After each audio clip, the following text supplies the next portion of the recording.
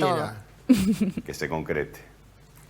Gilberto Beisel, bienvenido, pastor. ¿Cómo anda? ¿Bien? Hola, ¿Todo bien? Horacio, ¿cómo estás? Un Bien. gusto estar con vos. Igualmente, un placer tenerte acá. ¿sí? Gracias por esta invitación. No, la verdad que hemos mostrado en varias oportunidades, ¿no es cierto? Por ahí a principio de año y demás, el trabajo que viene haciendo me parece muy importante. Yo vuelvo, lo hemos hablado personalmente, ¿no es cierto? Los que venimos del catolicismo, creo que vos también, creo que fuimos... Mi señora, más que nada. Tu señora fue bautizada también, que también es pastora hoy por hoy. Sí. Bueno, la gran mayoría de los católicos, muchos, diría la gran mayoría, terminan luego adoptando por ahí asistir a un pastor, a otra iglesia cristiana, como para escuchar la palabra, por ahí entendida o interpretada, si se quiere, de otro lugar. O no tanta ritualidad, si se quiere, como tiene el catolicismo. Sí. Para mí, te lo dije de manera personal, todos los puentes conducen al mismo destino, al mismo Dios, si se quiere, aquellos que somos monoteístas. No sé si es así o no, vos me refutarás, es lo que yo pienso. De igual manera, creo que hay un vacío muy fuerte en este mundo, y no sé si se viene dando cada vez más. Yo noto que sí, yo cuando era más chico me parece que no se sentía tanto, había más respeto, había otros valores, la palabra valía, hoy ni siquiera los contratos firmados valen, todo se debate, todo se relativiza, es el presente continuo, mañana no sé, no hay proyección a corto plazo o a mediano plazo.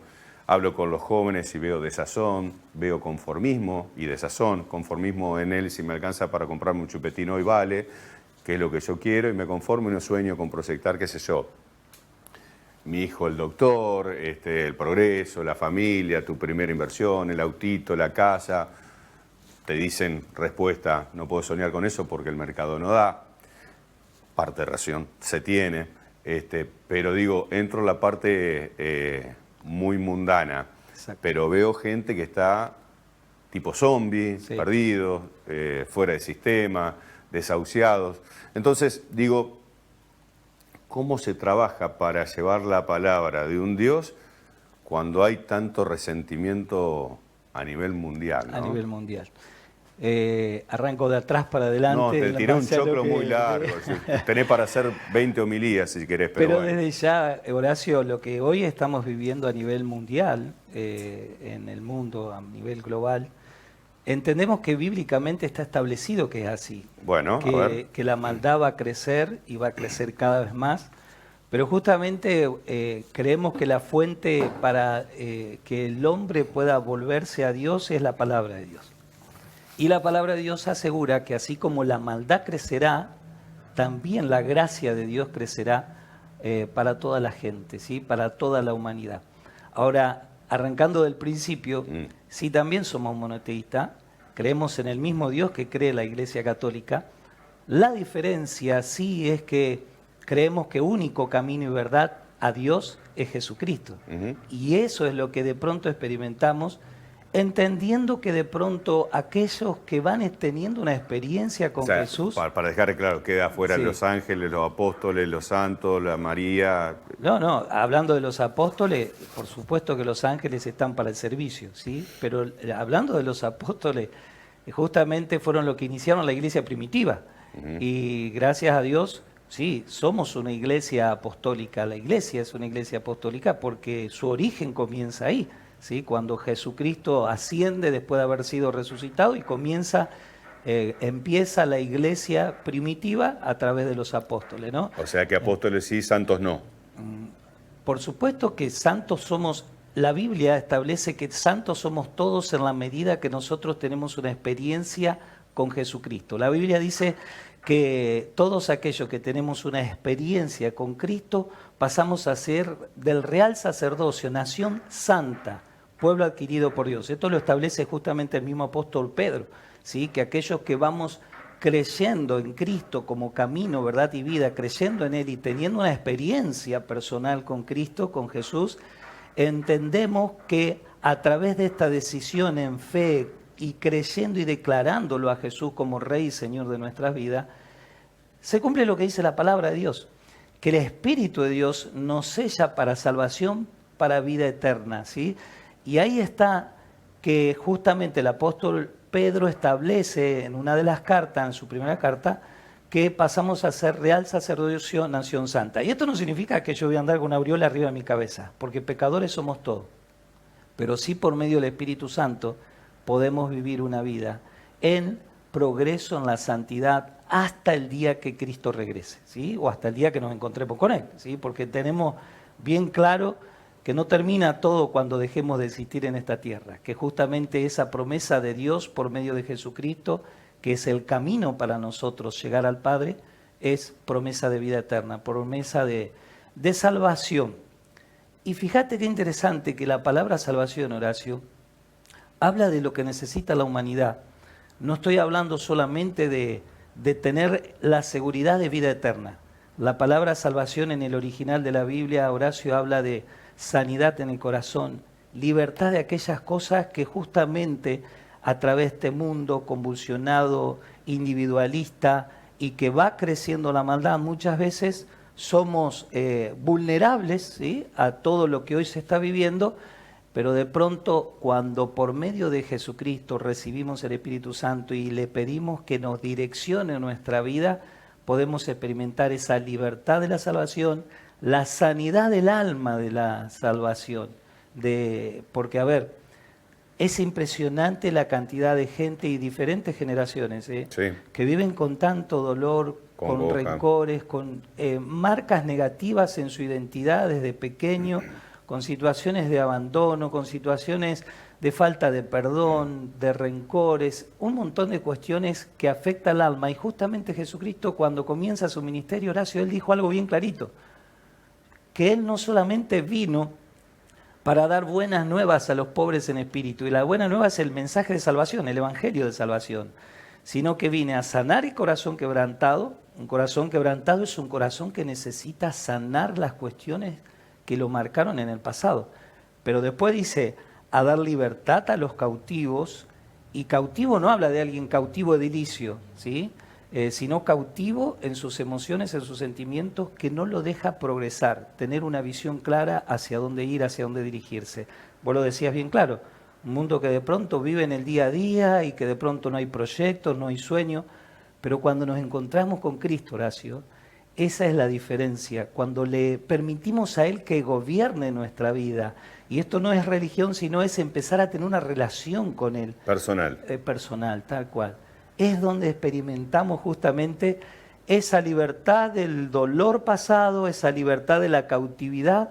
Y después Él dice en su palabra que da vista a los ciegos. Y no habla del ciego físico específicamente, sino de aquel ciego que no sabe cómo seguir en la vida, que pierde el rumbo, que no tiene proyecto, no tiene sueño. Cristo mismo dijo, yo sé dónde he venido y sé hacia dónde voy. Tenía claridad cuál era su propósito en la tierra. Venir a ser el mediador entre Dios y el hombre para hacer el puente para salvarnos. Y eso es lo que nosotros recuperamos en Cristo, Horacio. Tener claridad que Dios a través de Jesucristo nos da la posibilidad de vivir una vida abundante. Pero es tiempo de que la humanidad se vuelva. ¿Abundante en qué? En riqueza espiritual. En todo, porque Dios te bendice en todo. A ver, no significa que uno no va a tener problema, que por tener a Jesús en tu corazón te vas a olvidar. A todos nos está costando llegar a fin de mes, en fin, vas a tener tus problemas, tus dificultades, tus trabas, tus situaciones que a veces se van a presentar en el camino, bueno, como se le pudo haber presentado a un Job en la Biblia, como un mismo Pablo, el apóstol, se le pueden haber presentado situaciones, pero todo eso dice la palabra que nos va, aquellos que experimentamos un crecimiento en esa fe en Jesús, simplemente son situaciones que Dios permite para que nuestra fe se vaya fogueando en Él, para que verdaderamente nuestra fe sea probada como es probado el oro al fuego, y así es como podemos salir aprobados, a través de pruebas. No significa que por tener a Jesús, por haber aceptado a Jesús en mi vida, voy a dejar de tener circunstancias difíciles que atravesar en esta tierra. No, mientras estemos en esta tierra vamos a tener circunstancias. Te vuelvo a repetir, Horacio, hay una realidad. Lamentablemente, la maldad crecerá en el mundo, ¿sí? Y eso lo vemos en todas, a través de un montón de cuestiones, a través de las redes, hoy lo estamos viendo, es impresionante, ¿sí? pero así como aumenta... Las redes, man- la calle, la diaria, los vínculos, las relaciones, en todo. Totalmente. Las totalmente. redes de más de cobarde, pues los haters no dan la Sí, cara, ¿no? exacto. En cambio, ir mano a mano es otra cosa. Gilberto, estamos viendo parte de la obra que llevan adelante. ¿Cómo nace la iglesia Emanuel? Emanuel es uno de los nombres de Cristo, ¿no? Emanuel significa Dios con nosotros. Dios con nosotros. Ahí lo que estamos observando es el actual templo, ¿no es cierto?, que ustedes inauguraron. Sí, Que lo vienen haciendo con mucho esfuerzo, de la feligresía, de la iglesia. sí. Habían visto también videos antes de cómo se fue construyendo también. Vemos jóvenes, vemos familias enteras, vemos presentación, el tema de la música. La música, ¿por qué? Porque los ángeles le cantan a Dios. Porque, por ejemplo, las iglesias cristianas utilizan mucho el tema de las bandas, la musicalización, la presentación, Lo que- cual es más escueto, por ejemplo, en el catolicismo. Claro, lo que llamamos alabanza y adoración Sí. a Dios. Que por supuesto Dios creó al hombre justamente para que le alabe a Él, para que le adore a Él. Y bíblicamente vos lees los salmos y te vas a dar cuenta, como un salmista David, por ejemplo, establecía salmos en donde eran todas alabanzas, ¿sí? Canciones donde reconocía la grandeza de Dios, lo que Dios hizo en su vida, y de hecho en la experiencia de fe, de haber crecido en Cristo, de haber tenido esta experiencia con Jesús, nosotros por supuesto hacemos lo mismo, con canciones, a veces canciones propias también, ¿sí? Que se están escribiendo, pero con las experiencias propias de tener esa relación con Dios, y es parte de lo que es el culto, la reunión en donde le alabamos, le adoramos a Dios por lo que Él es y por lo que Él ha hecho en nuestra vida, ¿sí? Y por supuesto con fe de todo lo que se viene, ¿sí? ¿Cuándo fue que hizo tu clic en tu vida para convertirte en pastor y bueno, Uy. decidir dirigir una iglesia, empezar a llevar la palabra de Dios, conformar, ¿no es cierto?, una feligresía que lleva adelante semejante obra, hoy que tienen ese galpón convertido en templo que es realmente imponente, que sé que adquirieron también un terreno lindante como para seguir creciendo. ¿Cuándo es el clic en tu vida, en el de tu mujer, en el de tus hijos? David tiene un carisma realmente excepcional, se lo dije a él personalmente. ¿Cuándo te hizo un quiebre? Bueno, mira, es larga la historia, ¿tenemos una hora más o apenas unos minutitos?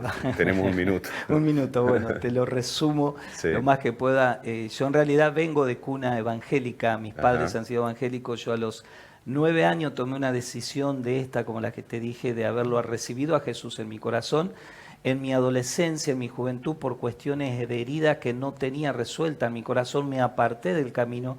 A los 25 años, después de haber estado 3 años casado, me vuelvo a Dios después de un estado depresivo, de haber estado con problemas de consumos problemáticos y Ajá. en fin, un montón de cuestiones ahí que me había cargado y que sinceramente no tenía más deseo de vivir. Me acordé de que en algún momento alguien me había hablado de ese Jesús que traía vida abundante, que significa una vida mucho más allá de lo que uno puede creer, imaginar o lo que puede vivir con su propia fuerza. Y ahí le pedí a mi señora, que ella ya había tenido un encuentro con Jesús, que me ayude a orar. Y, Tu mujer era la pastora. ella no, todavía no éramos pastores, Ajá. ahí todavía no éramos pastores, ella se congregaba en una iglesia, yo la acompañaba esporádicamente y ahí le pedí que me ayude a orar y bueno, ahí fue donde me entregué a Cristo nuevamente, me volví a Él y ahí comencé un llamado fuerte donde no lo pude contener en mi corazón.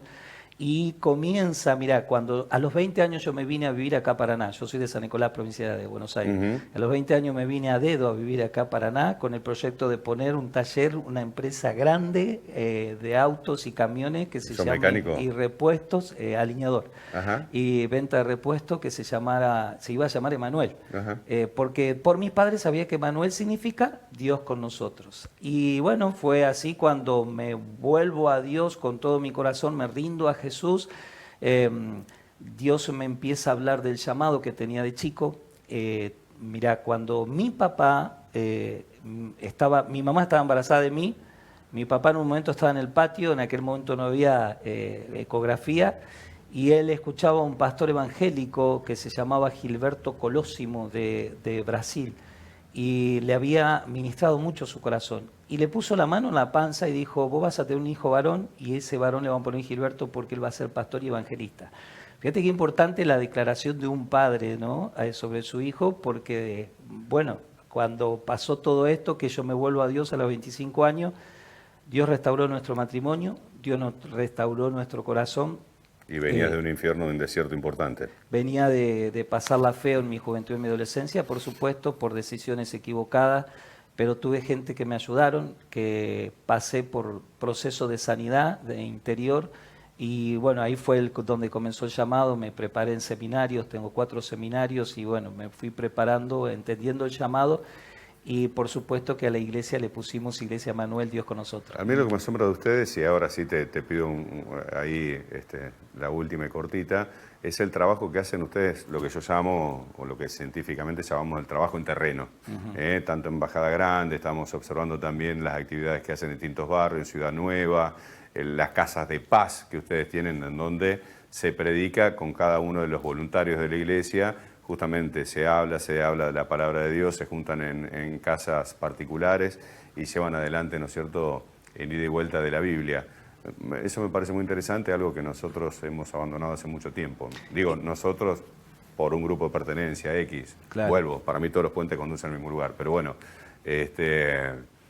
me asombra ese trabajo que tiene la iglesia cristiana, a diferencia por ahí de otras. Es que creemos permanentemente en caminar lo que Jesús le dejó como tarea a la iglesia.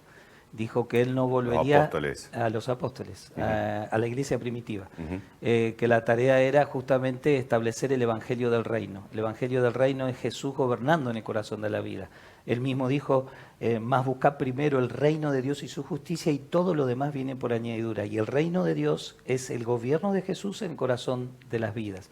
Ahora, nosotros hacemos esta tarea justamente porque entendimos que la tarea de la iglesia está afuera. Nos reunimos los domingos como resultado de disfrutar el vivir una relación con Jesús todos los días de la semana. Pero sí, por supuesto, la tarea está afuera. Por eso tenemos las horas felices en ciertos barrios, como en la Nueva Ciudad, en Villahermosa, en Bajada Grande. Estamos también entrando en Viale.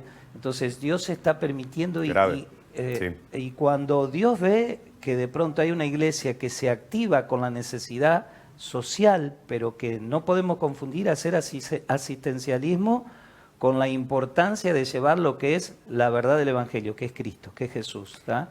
Bien. Gilberto, te voy a pedir 30 segundos ahí a la cámara esa que tenés enfrente. Sí. Vos que atravesaste el tema de consumos, el desierto, el destierro, las equivocaciones, que te supieron guiar, que supiste rescatarte, que estás formando una familia hermosa, que comandás o dirigís, si se quiere, una iglesia. Para toda esa gente que, menores, adolescentes, adultos mayores, por ahí nos encontramos bastante desorientados. Nos encontramos así como dispersos, que no tenemos esperanza, no sentimos esperanza, que estamos como, no sabemos para dónde ir, que cada vez van a ser más. Vos me decís que está escrito. ¿Qué le podés decir? Ok, dale. Gracias, Horacio. En primer lugar, no conozco lo que puedas estar pasando, lo que puedas estar atravesando, pero sí conozco que hay alguien que te pueda dar una solución, que él dijo, vengan a mí los que están cansados, los que están agobiados, y yo los voy a hacer descansar. Así que yo te animo a que experimentes una relación con Jesús, tan simplemente diciéndole, Jesús, te necesito. Jesús, no puedo más con mi fuerza, como en algún momento lo hice yo, que no daba más y que no tenía rumbo en mi vida. Y experimenté verdaderamente un nuevo nacimiento, como dice la Biblia, en mi espíritu. Y eso es lo que me permitió no solamente ser libre de todas aquellas cosas que me ataban, que me tenían mal, que me atormentaban.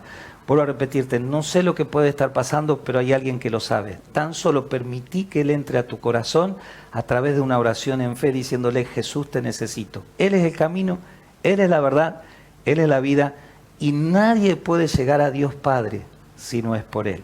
Gracias, Gilberto, querido, muy amable. Gracias. Un abrazo muy grande para toda la gente.